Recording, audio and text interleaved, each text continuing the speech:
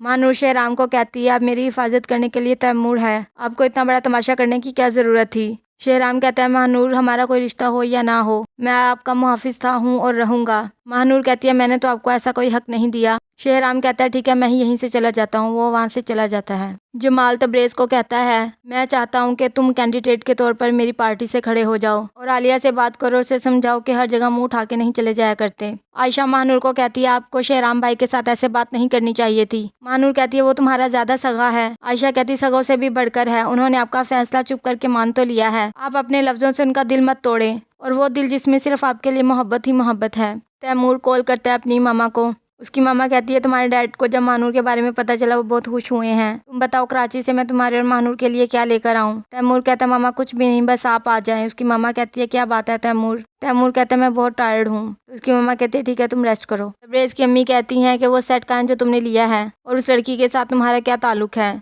तबरेज़ कहता है, मैंने कोई सेट नहीं लिया, मुझे नींद आ रही है, मैं सोने जा रहा हूँ। जमाल साहब ने मुझे खड़ा किया है अपने कैंडिडेट के तौर पर। ईश्वर बहुत खुश होती है कि मेरा बेटा सियासत में आ रहा है। तबरेज़ कहता है, बस कर दें, आप तो मुझे चोर समझती हैं ना। सुबह शेहराम उठता है, सबके साथ नाश्ते की टेबल पर बैठता है और सबको बताता है कि मैं इलेक्शनों में खड़ा हो रहा हूँ। इस इलाके के लोगों को झूठे लोगों की जरूरत नहीं है, बल्कि उन लोगों की जरूरत है जो कुछ करके दिखाएं। शेहराम ऑफिस आता है एक फाइल लेने के लिए। अमीन उसे बताता है कि तबरेज़ तो ऑफिस नहीं आता क्योंकि वो इलेक्शनों में खड़ा हो रहा है इसलिए। महानूर बच्चों को पढ़ा रही होती है। बच्चे कहते हैं, टीचर आपने हमें सैड फेस और हैप्पी फेस के बारे में बताया था, आपका हैप्पी फेस किधर है। महानूर हंसने लग जाती है। बच्चे कहते हैं, आप झूठी स्माइल कर रही हैं। कबीर कहता है, शेहराम ने तुम्हें कितनी वार्निंग दी थी, फिर भी तुम उस लड़की के पीछे वहाँ पहुँच गए। कबीर कहता है, अच्छा होता उस दिन मर जाता। जावर कहता है, वो एक्सीडेंट तुमने करवाया था। कबीर कहता है, हाँ मैं उसे मारकर छोड़ूंगा। गुलजेब के घर वाले आते हैं। गुलजेब अपने भाई से कहती है, अम्मी की तबीयत अब कैसी है। तो वो कहता है, बस अब तो अम्मी मेडिसिन पर ही है, तुम बताओ तुम इस शादी से खुश हो। गुलजेब कहती है, मेरे पास कोई और ऑप्शन नहीं है। ईश्वर अपनी अम्मी को कहती है, देखा आपने। शेहराम कहता है, मैं इलेक्शनों में खड़ा हूँगा मेरे बेटे के मुकाबिल। उसकी अम्मी कहती है, शेहराम ना ही तो इक़्तिदार चाहता है और ना ही दौलत,